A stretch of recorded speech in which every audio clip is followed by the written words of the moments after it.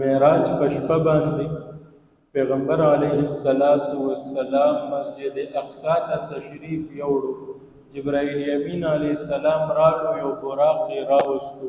پیغمبر علیه السلام په هغې باندې سورلي وکړله او په مسجد اقصی کې چې څومره پیغمبران دې دنیا ته راغلي دي او څومره انبیاء کرام راغلي دي د هغه ټولو امامت وکړو.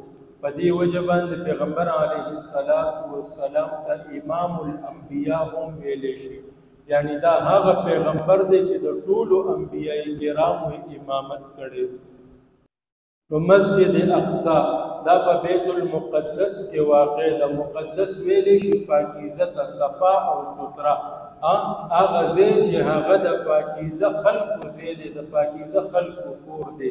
دلته کې ډېر زیات انبیاء کرام مبعوث شوي دي او د وخت لوی لوی علماء کرام او اولیاء دغه مسکن ګرځېدلي. دغه د فلسطین ځمکه بیت المقدس او دا مسجد اقصی دا علاقه دا په بیت المقدس یعنی پاکیزه خور او په پاکیزه کور باندې معروفه ده. او دغه رنګ حضرت ابو ذر غفاری رضی الله تعالی عنه یو ځلې د پیغمبر علیه السلام نه تپوس کوي، وایي په مخ د ځمکه ټولو نه ړومبنی جومات کم یو؟ پیغمبر علیه السلام ورته وفرمیل مسجد حرام یعنی بیت الله. او بیا دې تپوس کوي چې د دې نه بعد دویم بیا کم دې پسې دویم نمبر کم جومات جوړ شوی دی؟ نو پیغمبر علیه السلام ورته وفرمیل مسجد اقصی. او پیغمبر علیه السلام فرمای چا چې په بیت الله کې منځ وکړو یعنی مسجد حرام کې منځ وکړو نو یو منځ د 100,000 منځونو ثواب ته ملاویږي. او چا چې په مسجد نبوي کې منځ وکړو هغه ته د یو منځ 50,000 منځونو ثواب ملاویږي. او یو روایت کې راځي د 100 منځونو ثواب ملاویږي. او دغه رنګ بیا فرمایي چا چې په مسجد اقصی کې منځ وکړو هغه ته د یو منځ 25,000 منځونو ثواب ملاویږي. او بل روایت کې راځي چې د 500 منځونو ثواب ملاویږي. دغه رنګ دا مسجد اقصی زمونږه لومړۍ قبله هم ده. پهله چې کله پیغمبر علیه السلام مدینه منورې ته هجرت وکړو نو 19 میاشتې مسلسل دې ته مخ کړی دی او مونځ ادا کړی دی.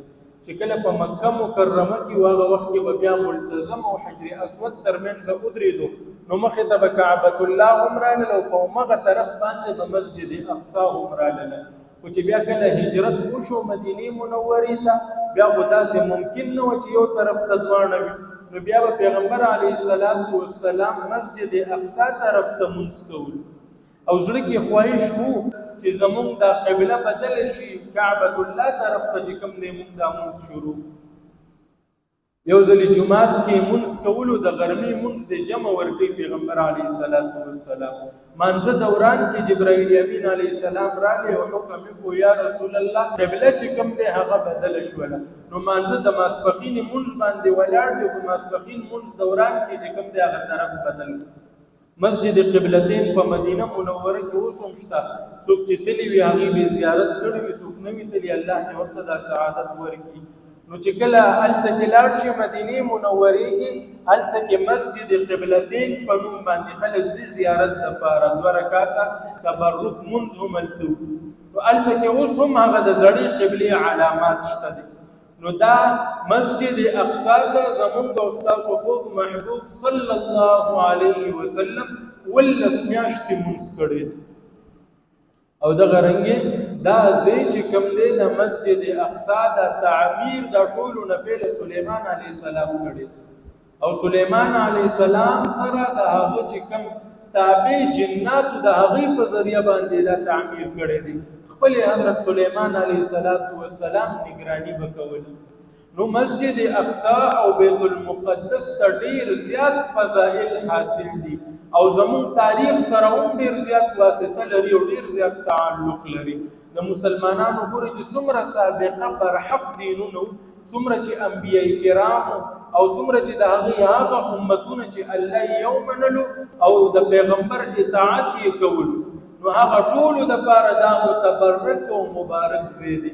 او بیا چې کله زمونږ او ستاسو اسلام رالو زمونږ او ستاسو خوږ محبوب صلی الله علیه وسلم مبعوث شو نو بیا زمونږ دپاره هم مخکې هم دا ځای مبارک و او بیا د دې نه بعد نور هم دا ځای مبارک شو.